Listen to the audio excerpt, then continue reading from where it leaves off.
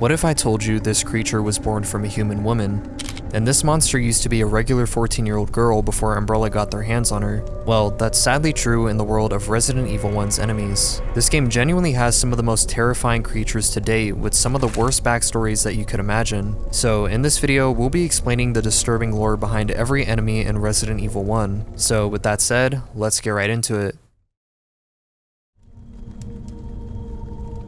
The zombies encountered across the Arklay Mountains represent the dawn of Umbrella's undead legacy, often referenced by the media as the cannibal disease. These creatures are the direct result of human exposure to the T-virus, a biological weapon originally synthesized by Umbrella co-founder Dr. James Marcus. Something that may shock you is that the T-virus infected zombies are technically still living, breathing human beings, whose cellular structure and neural pathways have been violently hijacked and warped by the pathogen. Every zombie that you walk past or gun down still has at least a little human left inside them. They're essentially trapped in a constant cycle of feral hunger with no way of escaping their own hijacked biology, completely slave to primal desires. The zombie nightmare truly went live in May of 1998, when a catastrophic security breach at the Arklay laboratory allowed the unrefined Epsilon strain to leak into the facility's ventilation shafts. The airborne pathogen swept through the subterranean complex, instantly infecting the research staff. Those who didn't succumb to the virus either committed to escape the impending transformation, or were brutally hunted down by the rogue bioweapons that broke containment during the chaos.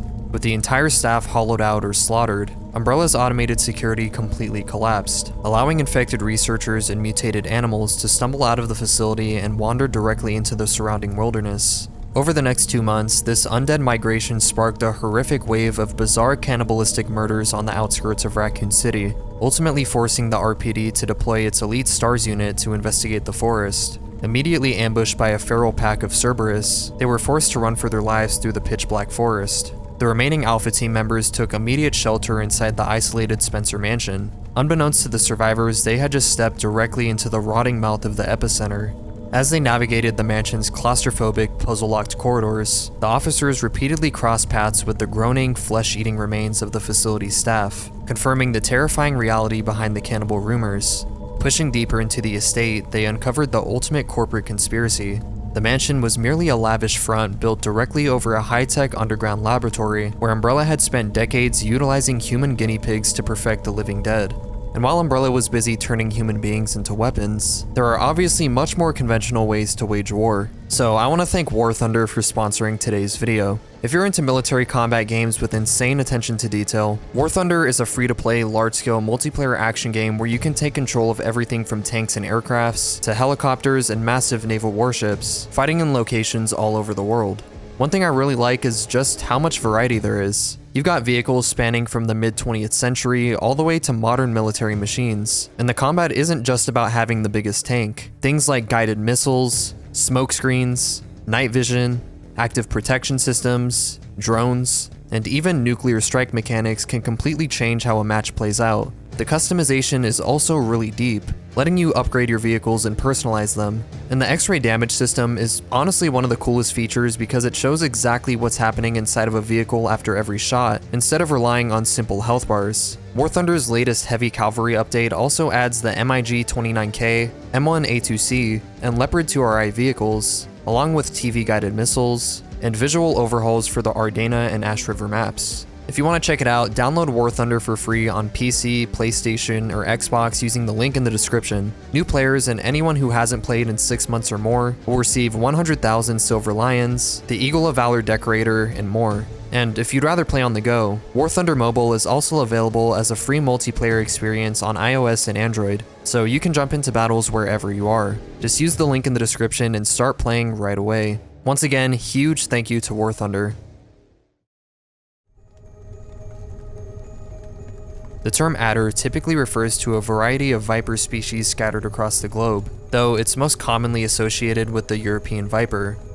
In the context of the Arklay tragedy, a population of these snakes native to the Raccoon Forest became infected with the Epsilon strain of the T-virus. This wasn't a direct lab experiment, but a secondary infection caused by the vipers scavenging on contaminated forest creatures. While the infamous Yawn suffered a catastrophic surge in growth hormones that turned it into a titanic monster through controlled experiments, these standard-sized adders didn't undergo any massive physical mutations. They kept their normal size, but the virus completely overhauled their biology from the inside out.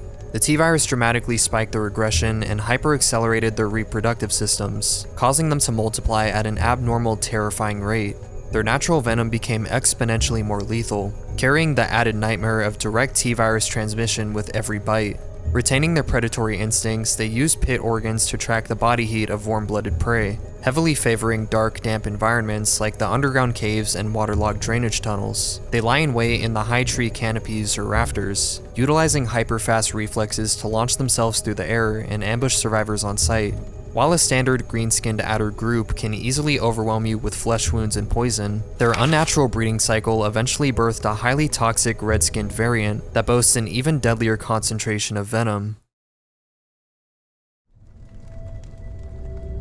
The Yawn is a massive milestone in Umbrella's early reptilian bioweapons research. Researchers ironically nicknamed the creature Yawn because of the way its massive jaws unhinge right before it strikes, eerily mimicking a human yawn. The creature was created when scientists captured a standard forest adder from the Spencer Mansion courtyard and infected it with a highly volatile, unrefined strain of the T-virus. The pathogen hyperstimulated the snake's endocrine system, triggering an uncontrollable cycle of growth hormone production that made it far too aggressive to manage. When the catastrophic Epsilon strain leak decimated the facility's staff, containment completely shattered. The giant serpent went on a bloody rampage through the laboratories, consuming researchers and claiming the upper levels of the mansion as its personal hunting ground. By the time the STARS Bravo team arrived, the Yawn had grown into a brilliant ambush predator. It relentlessly stalked Richard Aiken and Rebecca Chambers through the dark corridors, eventually cornering them in an attic room. Richard managed to shove Rebecca out of harm's way, but he was brutally mauled and injected with a lethal dose of its unique venom. Physically, the Yawn is a complete anomaly compared to ordinary adders, ballooning to a jaw-dropping 40 meters in length. The virus warped its biology to exhibit strangely amphibian traits, covering its gills in a thick, glistening layer of mucus that rapidly repairs cellular damage and accelerates wound healing. Its massive esophagus is easily large enough to swallow a full-grown human combatant completely whole. Yet beneath its terrifying stature was a huge weakness. The Yawn suffered from highly uncoordinated mutations, leaving its immense girth completely inconsistent with its length, while its rotting skin became blanketed in sores, blisters, and tumors. Its toxic payload was exponentially enhanced, producing a necrotic neurotoxin so potent that standard antivenom is completely useless against it. Without a highly specialized custom-formulated serum, a victim will experience total paralysis within minutes, followed by a painful death. During the mansion incident, the player manages to wound the serpent in the attic, forcing it to retreat through a hollow fireplace. However, the final showdown took place deep within the mansion's dusty library, where the survivor poured heavy caliber gunfire into its soft-mouthed tissue, permanently bringing the giant snake crashing down into the floorboards.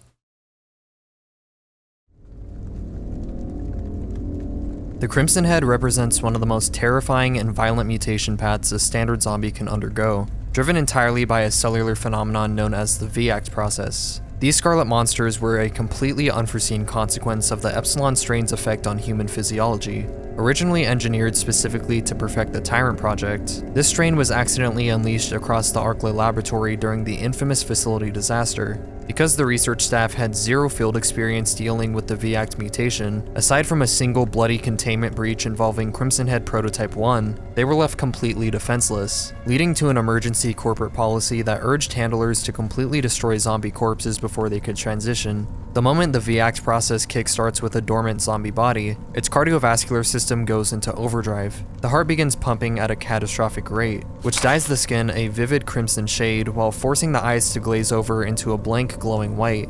The subject's fingers and toes rapidly elongate into razor-sharp talons, while its muscle density spikes exponentially, completely erasing the slow, clumsy movement of a standard zombie. Their baseline aggression levels explode. The primitive, slow moans are replaced by deep, hoarse roars as they sprint at full velocity.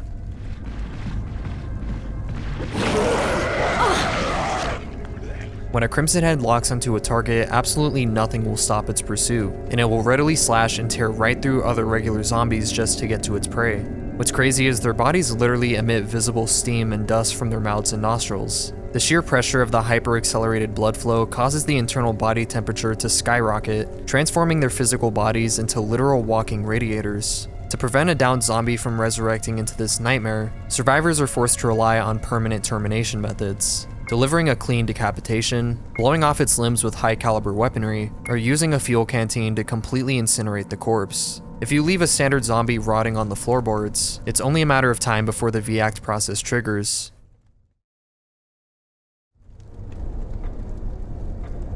The Crimson Head Prototype 1 stands as the patient zero for the entire V-Act mutation path. While this individual's true identity has been completely scrubbed from Umbrella's records, it's well documented that he was a standard Umbrella USA employee who was exposed to the volatile Epsilon strain during a routine laboratory mishap in May of 1998. Because corporate researchers had virtually no data on how this specific strain would interact with human physiology, they kept his infected body alive for further clinical observation, but this decision proved fatal. The subject rapidly underwent the very first V-Act transformation, and he was quickly deemed far too dangerous to handle after a routine feeding procedure went horribly wrong, resulting in the brutal slaughter of 4 laboratory handlers. Recognizing the extreme liability, the facility's chief researcher, Dr. John Clemens, officially ordered Prototype 1 to be stripped of observation and locked away deep in storage. The scientists sealed the roaring monster inside a heavy chain-bound coffin suspended beneath the Spencer Mansion Stone Cemetery. However, Clemens actually integrated the creature directly into the facility's anti-intruder security measure. To unlock the pathway leading out of the courtyard, an outsider would be forced to collect a series of stone masks and inadvertently unseal the crypt.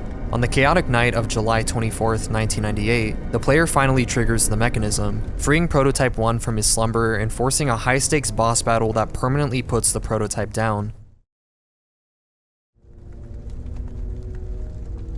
The monster plant is another bizarre accidental mutation sparked by Umbrella's utter lack of environmental safety. Found choking the central fountain inside the Spencer Mansion's humid greenhouse, this creature manifests as a dense, writhing mass of aggressive vines. While its exact origins remain shrouded inside the company's secrets, researchers concluded that it mutated in a manner identical to the infamous Plant 42.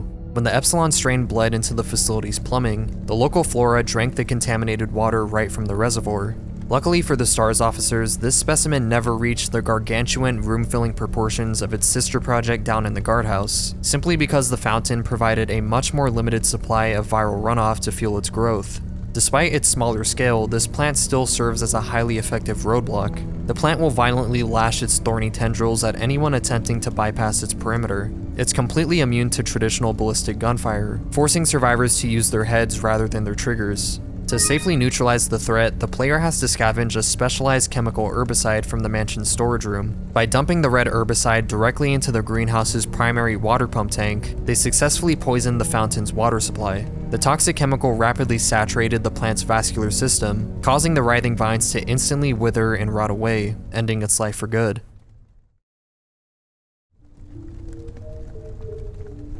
The giant wasps encountered across Arklay County are a terrifying airborne transmitter for the pathogen, demonstrating how easily the T-virus can hijack a local ecosystem. These mutated insects didn't originate from a single test tube. Instead, they primarily evolved in May of 1998 after feeding on the highly toxic viral-infused pollen of Plant 42 inside the facility's guardhouse.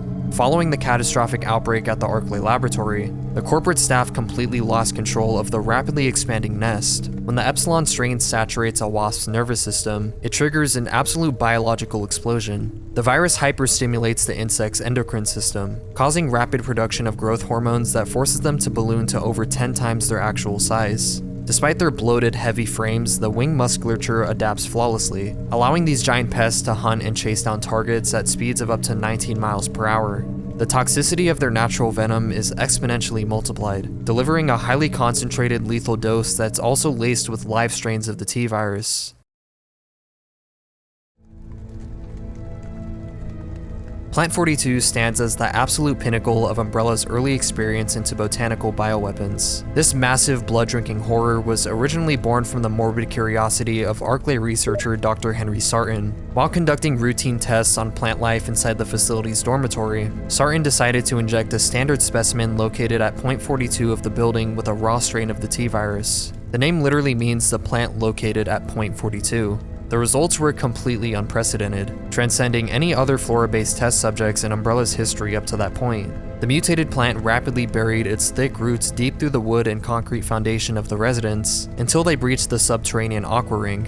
By constantly drinking the highly toxic chemical-rich runoff water from the shark-infested tanks, its growth exploded exponentially. It anchored its massive bulbous core directly into the ceiling of the dormitory's main hall, transforming the entire building into its personal hunting ground. To sustain its staggering new mass, Plant 42 developed a ravenous predatory instinct. Lacking the ability to move its main trunk, it relies entirely on a sprawling network of hyperextended vines. It snakes these tendrils through the building's cracks, ventilation shafts, and floorboards to ambush passing staff members. The vines don't just strike at targets, they actively constrict and slash victims to drain their blood for direct nutrition. Proving it possessed a primitive, terrifying spatial awareness, the plant learned to manipulate doorknobs to block escapes. When a panicked team of researchers tried to dismantle it on May 21st, the vines blocked the exits and drained them dry. Recognizing the extreme hazard, Sarton's team frantically scrambled to find a biological off-switch. They discovered that the creature's vascular root system was extremely sensitive to a volatile custom-mixed compound labeled UMB number 20, known as V-Jolt. The scientists formulated a tactical plan to bypass the aggressive vines entirely by synthesizing the compound in the basement lab and flooding it directly onto the exposed roots in the aqua ring. However, the corporate staff never got the chance to pull the trigger. The rapidly spreading Epsilon strain completely hollowed out their minds, and the remaining survivors were driven back by a pack of escaped mutant sharks. The giant botanical nest was finally neutralized on the night of July 24, 1998, when the player breaches the dormitory. Whether using heavy combat weapons to blast out its main bulb, or delivering the V-Jolt mixture to its roots to cripple its defenses, they successfully caused the massive structure to wither and collapse.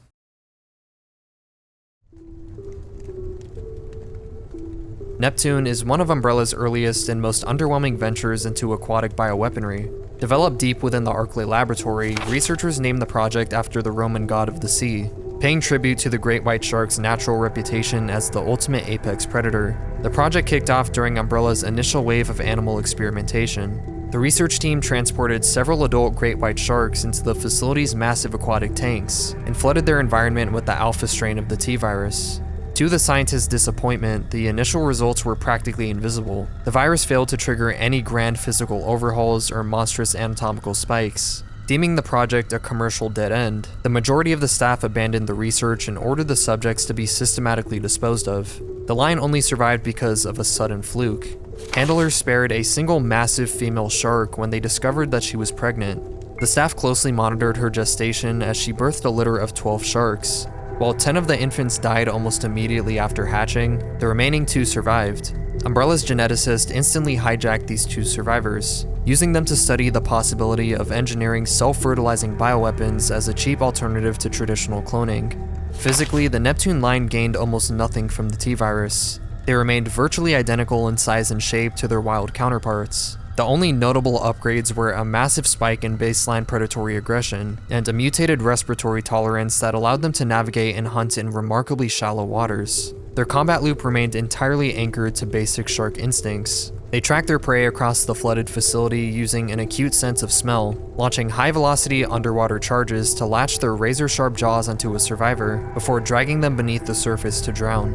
They're encountered by the player during the chaotic hours of the Arklay facility outbreak. A panicked researcher, completely driven mad by the early stages of his own T-virus infection, actively sabotaged the containment bay. He shattered the reinforced glass of the primary holding cells, completely flooding the entire aqua ring complex and releasing the mother Neptune and her hyper-aggressive spawn into the facility's corridors. Because they lacked any major structural mutations, the Neptunes remained entirely enslaved to their natural marine biology. They were completely helpless out of water. When the player navigates the flooded ruins and activates the emergency drainage pumps, the water is completely sucked out of the chamber. Exposed to the air, the massive sharks suffocated on the dry floorboards, leaving them completely vulnerable to being picked off with standard small arms fire.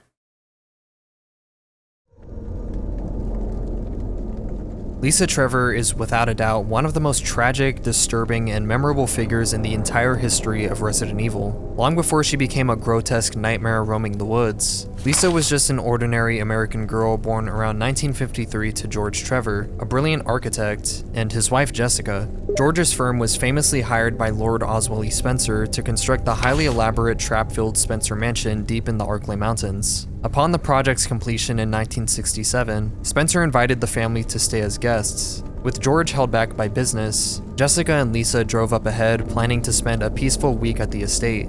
However, they never left.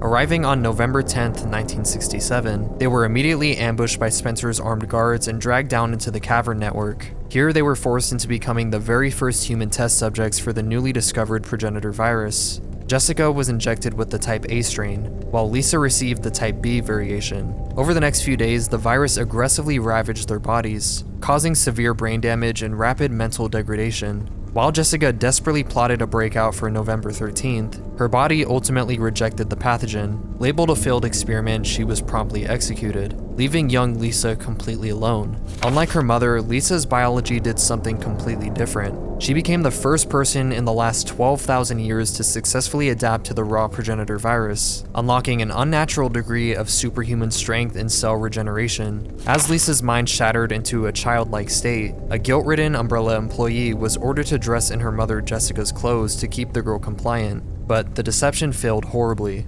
On November 15th, Lisa suffered a violent outburst during dinner. Realizing the woman wasn't her mother, Lisa came to a deeply twisted conclusion. She believed the imposter had physically stolen her mother's face. In a frenzied panic, she sliced the woman's face clean off to give it back to Jessica. Following the attack, a completely unhinged Lisa briefly escaped into the mansion's grounds. Her fractured diary entries claim she found both of her parents' graves. While George was actually still alive at the time but imprisoned by Spencer, she did discover her mother's resting place, but she lacked the strength to pry open the heavy stone slab sealing the coffin. For the next 28 years, Lisa was kept chained in the pitch black beneath the estate, and eventually moved into the Arklay laboratory upon its completion. Her existence was classified as a top-tier corporate secret. Her name was scrubbed from company files, and almost none of the active researchers even knew she existed. To even Umbrella normies, she was a conspiracy. For 2 decades, she withered away in a vegetative stupor, strapped to a bed with intravenous lines keeping her alive. But everything changed in 1978 when a young Dr. William Birkin took over as chief researcher. Recognizing her unique viral resistance, Birkin ruthlessly utilized Lisa as a living test tube, subjecting her body to decades of continuous bioweapons trials. In 1988, Umbrella Europe shipped their experimental Nemesis Alpha parasite to the Arklay lab. This organism was designed to burrow into a host's brain to take over cognitive functions, but it had a catastrophic failure rate. When surgeons forcefully implanted the parasite into Lisa, her highly mutated immune system didn't just resist it, it actively attacked and absorbed the creature. This biological fusion unexpectedly restored a primitive layer of Lisa's consciousness. Intrigued, Birkin analyzed her blood and isolated a brand new progenitor mutation entirely distinct from the T-virus. This breakthrough discovery was the foundational spark that led directly to the creation of the terrifying G-virus. Real quick, if you're enjoying the video so far, a like and sub would be greatly appreciated if you'd like to support my work, so I can continue making these videos for you guys. Absolutely no pressure, but let's get back to Lisa. With her mind partially awake, Lisa became a lethal hazard to the facility. Her obsessive, maddening desire to find her mother reawakened, driving her to aggressively hunt down and tear the faces off of female researchers. After she brutally killed 3 staff members in 1995, Umbrella executives officially ordered the Umbrella Security Service to put her down. But because of her godlike regenerative abilities, the execution squad had to pump her full of lead and wait 3 full days before finally declaring her deceased. Her disposal was handled by Birkin's successor, Dr. John Clemens, who dumped her body in the woods. But Lisa wouldn't stay dead. Her cells repaired the damage and she slipped into the wilderness, surviving for years as a feral mountain woman. When the T-virus outbreak decimated the mansion's staff in May of 1998, she began to expand her territory. She claimed an abandoned vegetable supply cabin as her home, using a hidden trapdoor in the floorboards to access the old underground tunnels where her nightmare first began, decorating her lair with bizarre items stolen from the mansion. During the fateful mansion incident in late July, the STARS Alpha team repeatedly crossed paths with her, discovering that conventional firearms couldn't lay a scratch on her. In the final showdown, the player manages to unseal the heavy stone coffin in her crypt. Gazing upon the skeletal remains of her mother, Lisa let out an agonizing screech, grabbed Jessica's skull, and willingly threw herself down a pitch-black chasm, but even that drop couldn't finish her. On Saturday morning, as the facility's emergency self-destruct sequence counted down, a battered Lisa crawled out of the abyss. Roaming the exploding facility, she cornered a fleeing Albert Wesker, instantly recognizing him as one of her childhood torturers. Wesker, who had just resurrected himself with a prototype viral strain to gain superhuman abilities, engaged her in a frantic, desperate fight. Lisa relentlessly pursued him into the mansion's main entrance hall, eating up his precious escape time. Just as she prepared to corner him, a massive explosion caused the grand dining room chandelier to crash heavily onto her body, pinning her down to the floorboards. Wesker sprinted clear of the blast zone just as a catastrophic fireball completely vaporized the Spencer mansion, finally granting Lisa Trevor a peaceful death in the ashes.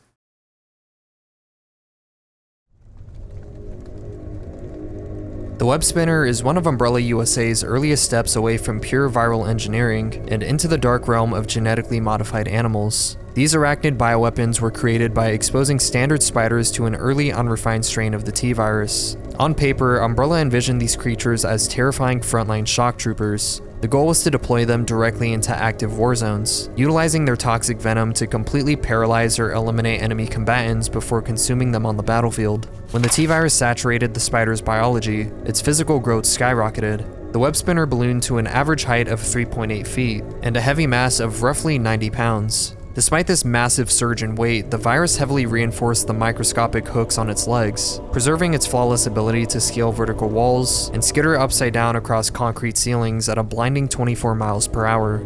To combat threats, the web spinner relies on a highly toxic chemical arsenal. If a survivor allows the creature to close the distance, its massive fangs will pierce through tactical armor, injecting a lethal dose of a neurotoxin capable of killing a human within minutes. From a medium distance, their abdominal glands compress to project a highly pressurized long-range stream of corrosive acid. And ironically, despite their official corporate name, these monsters rarely use their functioning silk glands to spin actual webs, preferring to actively hunt down their prey instead. The true nightmare of the web spinner lies in its reproduction. Unlike almost any other animal mutated by the T-virus, these arachnids retain their ability to breed. Females typically carry hundreds of hyper-aggressive microscopic spiders directly on their backs. If a survivor uses conventional ballistic weapons to rupture the spider's swollen abdomen, the carcass will violently burst and unleashes a swarming carpet of rogue spiderlings that will instantly swarm the player's boots. Ultimately, Umbrella corporate management deemed the web spinner project a commercial and military failure. Their primitive arachnid brains possessed absolutely zero capacity for cognitive training, making them a lethal liability to the very handlers trying to feed them. Disappointed by their lack of battlefield discipline and lower than expected physical strength, Umbrella officially ordered the line to be discontinued and disposed of by 1998. The Black Tiger is a genetic anomaly within Umbrella's failed arachnid bioweapons program. While standard web spinner research was officially suspended due to the creature's completely uncontrollable and unpredictable nature, this singular specimen was left alive in the caverns beneath the courtyard. Plunged into a prolonged, concentrated exposure to the T-virus, its biology reacted with unprecedented violence. The Black Tiger underwent an excessive hypermutation, ballooning to a jaw-dropping 3 to 6 times the size of a standard web spinner. Aside from its gargantuan room-filling proportions, the Black Tiger is instantly distinguishable by the striking black and yellow warning coloration striping its thick furry hide. Unlike its web spinner cousins who rarely utilize their silk, the Black Tiger's mutation successfully redeveloped and optimized its spinning glands. It gained the terrifying ability to actively spin massive steel-strength webs capable of blocking heavy iron doors and permanently trapping human prey. It retained the classic arachnid arsenal but on a much deadlier scale, utilizing its crushing fangs to deliver a massive dose of neurotoxin, while effortlessly spitting high-velocity streams of corrosive acid from across the room. The Black Tiger served as the dominant alpha mother to a massive swarming cluster of web spinners and infant spiderlings, completely ruling over the dark cavern network. When the Epsilon strain outbreak decimated the Arklay laboratory handlers, all corporate containment and population control protocols completely vanished. This allowed the Black Tiger to expand her territory unchecked, completely wrapping the underground ruins in a suffocating web-choked death trap. Her dictatorial rule over the lower levels finally came to an end on the night of July 24, 1998. When the player breaches her central nesting chamber, they're forced into a frantic, claustrophobic boss battle, pouring heavy caliber shotgun shells and incendiary rounds into her massive torso until the giant mother spider completely collapsed into the dirt.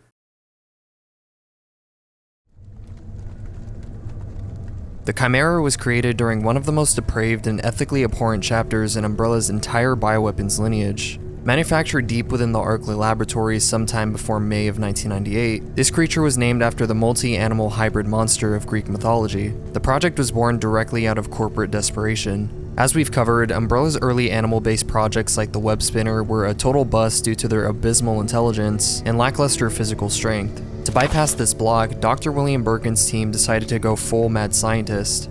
They attempted to splice arthropod DNA directly into a living human host. To bring this nightmare to life, Umbrella agents snuck into local cities, abducting homeless women right off the streets. These helpless victims were dragged back to the Arklay lab and forcibly impregnated with the gene-spliced human embryos, using the T-virus as the genetic bridge to force the completely incompatible DNA structures to fuse. Out of all the grotesque insect-human hybrids that crawled out of the test tubes, a human fly crossbreed was chosen for mass production. Because cloning a single successful prototype was cheaper than kidnapping endless civilian women, Umbrella simply cloned the patient zero into an identical army of mutated horrors. The biology of a chimera is terrifying. They're born within a single day of implantation, and require a mere 2 to 4 days to reach full physical maturity. Physically, the chimera is a walking anatomical horror. They possess elongated, hyperdense limbs that end in hook-like razor-sharp claws. These claws allow them to effortlessly latch onto ceiling protrusions, industrial pipes, and ventilation grates. They use this verticality to crawl completely outside a survivor's standard plane of vision, snaking their bodies through tight air ducts to stalk their prey. Preferring dim environments, they'll hang upside down while curling their bodies into a tight ball for protection. The second you walk underneath, they'll drop down to slash at your chest, or attempt to rip your head completely off your shoulders. They're entirely asexual and don't require a male to reproduce. Instead, live maggots actively gestate and crawl directly out of the rotting exposed tissue on their backs. Mechanically, a chimera actually boasts a raw physical strength and ballistic endurance that completely overshadows the Hunter Alpha we covered in the last video. They can take point-blank blasts from a shotgun or grenade launcher without even flinching. But despite their terrifying physical power, Umbrella's corporate executives ultimately deemed the Chimera a commercial failure. Their intelligence was completely bottom tier. Because of these fatal cognitive flaws, the line was never refined or granted advanced evolutionary models like the Tyrant lineage. During the fateful mansion incident, the players forced to burn through their heaviest ammunition to clear these insectoids out of the mansion's power grid and boiler rooms.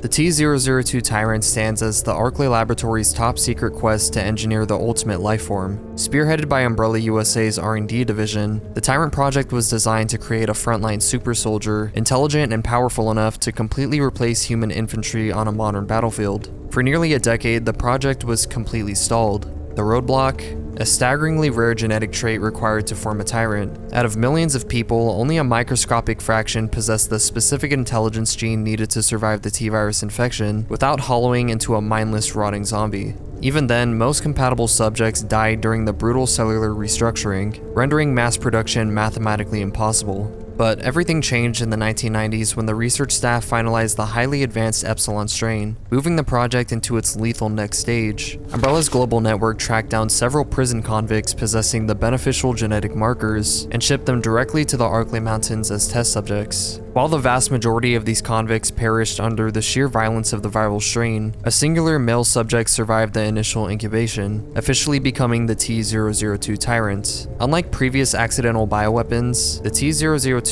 was a meticulously sculpted apex predator, undergoing massive surgical alterations immediately following his viral awakening. The Epsilon strain hyperstimulated bone and tissue deposits in his left arm, warping his hand into a massive armor-plated taloned claw capable of slicing through military-grade gear. His dense muscle tissue advanced far beyond human limitations, granting him the terrifying capability to sprint at flat-out speeds of up to 43 miles per hour without ever fatiguing. Crucially, the subject suffered virtually zero brain damage or necrosis during the mutation, retaining a high-functioning tactical intellect almost identical to his pre-infected human state. To fuel this massive engine of destruction, Umbrella surgeons performed an unhinged medical procedure. They harvested the hearts of 2 massive mammals, surgically altered them to function as a single unit, and transplanted them into the Tyrant's chest. This gave the T-002 2 entirely separate, highly pressurized circulatory systems to constantly flood his muscles with oxygenated blood. Development of the T-002 was never formally concluded due to the sudden Arklay Mountains catastrophe. Because the handlers were wiped out before they could finalize his combat data, no official written report was ever completed. Umbrella's ultimate plan was to pit the completed T-002 against combat veterans in a live-fire exercise to test his battlefield efficiency before mass-producing identical clones. Recognizing the immense value of the asset, Double Agent Albert Wesker was sent to evacuate the Tyrant embryos during a brief visit to the mansion. On the night of July 24, 1998, Wesker led the STARS Alpha team down into the laboratory. Under strict corporate orders to destroy the bioweapon to cover Umbrella's tracks, Wesker chose betrayal instead.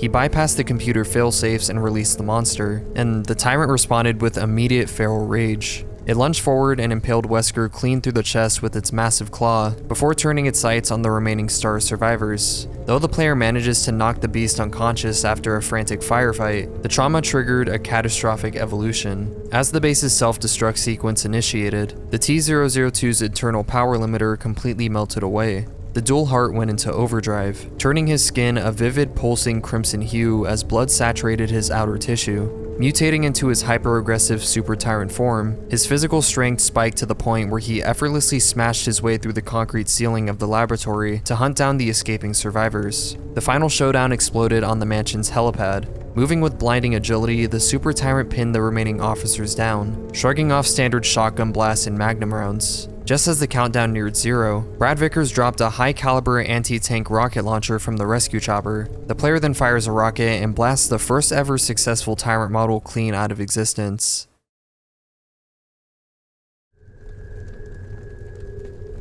Dr. Albert Wesker stands as one of the most brilliant, completely unhinged, and calculated pioneers of the global bioweapons black market. Originally selected as an elite test subject for the top-secret Project W, Wesker specialized in cutting-edge biotechnology and genetic engineering. He was a ruthless perfectionist defined by his psychological coldness, consistently wearing deep black sunglasses that gave him a completely unapproachable, menacing aura. Linking up with the T-Virus project as a senior researcher as early as 1978, Wesker actively shaped and witnessed the birth of Umbrella's earliest bioorganic weapons. However, when the Tyrant project stalled due to genetic compatibility limits, Wesker covertly exited the company to act as an international corporate spy, fabricating a military background to infiltrate the Raccoon Police Department as the captain of the Elite STARS unit. On the fateful night of July 24, 1998, Wesker flawlessly pulled the strings, leading the STARS Alpha team directly into the Arklay Mountains exactly as his corporate handlers had mapped out. To guarantee his own survival and secure a clean exit from Umbrella's hierarchy, Wesker had secretly acquired a highly experimental mutated prototype strain of the T-Virus. This specific mutagen was designed to fuse with his cellular structure, artificially granting him godlike physical strength and hyper-accelerated regenerative capabilities upon host death.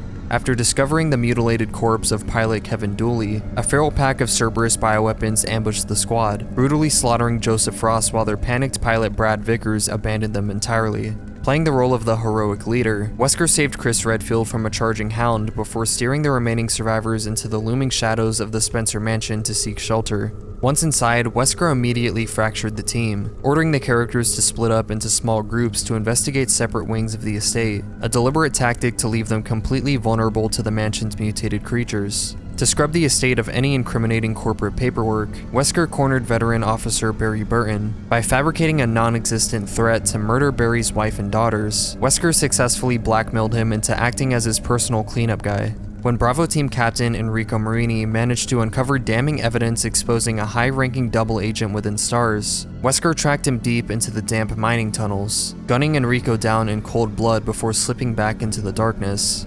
Down in the depths of the hidden Arklay laboratory, Wesker initiated the final phase of his grand scheme. He injected the prototype virus directly into his own bloodstream before prepping the stasis culture tank to unleash the T-002 Tyrant onto his remaining comrades.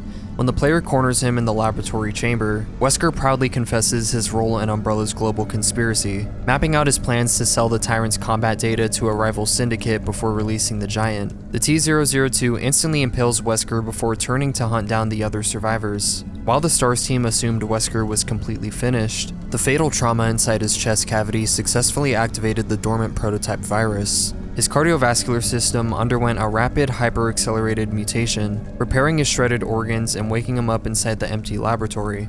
Wesker's grand corporate heist quickly turned into a fight for his life. He discovered that the facility's emergency self-destruct sequence had been prematurely activated, and he was locked out of Umbrella's computer access, blocking him from accessing the Tyrant embryos or corporate databanks. Frantically searching for an exit as the facility fractured, Wesker was cornered by Trevor. Utilizing his newfound superhuman speed and enhanced reflexes, Wesker was ultimately able to escape her unharmed. He managed to breach the mansion's main entrance hall just as the countdown neared 0, clearing the blast radius as a final massive fireball completely vaporized the Spencer mansion behind him. Though he failed to deliver the T-002 samples to his new deep state employers, the sheer bioweapons knowledge Wesker had secured his status as a valuable asset for his new employers, kickstarting his legendary reign of terror that would define the franchise for decades to come. But that is the disturbing lore behind every enemy from Resident Evil 1. Thank you guys so much for watching. If you want to see me continue this series and Resident Evil 2 enemy lore, then leave a like and comment letting me know that you guys enjoyed. Also, be sure to subscribe so you don't miss any future Resident Evil lore videos because I have some fire content cooking up for you guys. But take care, and I'll see you soon in a new video.